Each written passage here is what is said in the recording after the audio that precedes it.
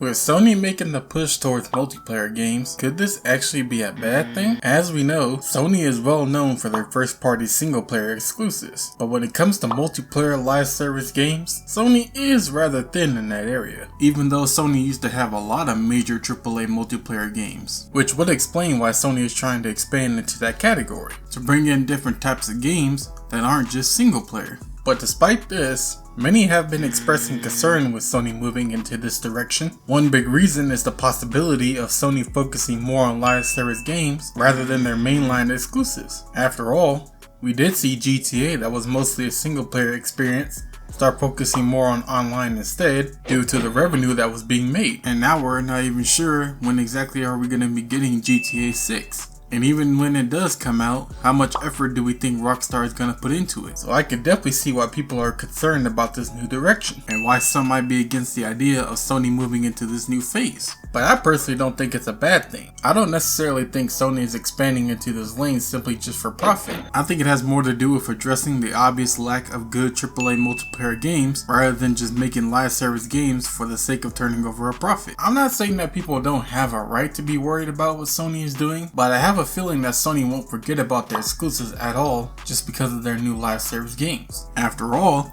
it's their single player games that make Sony what they are, and one of the main reasons why people buy a PlayStation console in the first place. But let's not forget that their rivals Nintendo and Microsoft both have their own live service games that they offer. Multiplayer games are an area that Sony is rather thin in, so maybe expanding into this branch could actually be a really good thing and could greatly benefit Sony. Or this could go terribly wrong and could be a bad business move by Sony. I feel like only time will tell. But let me know in the comment section, what do you think? Do you like Sony diving into live service games? And if not, let me know why in the comments.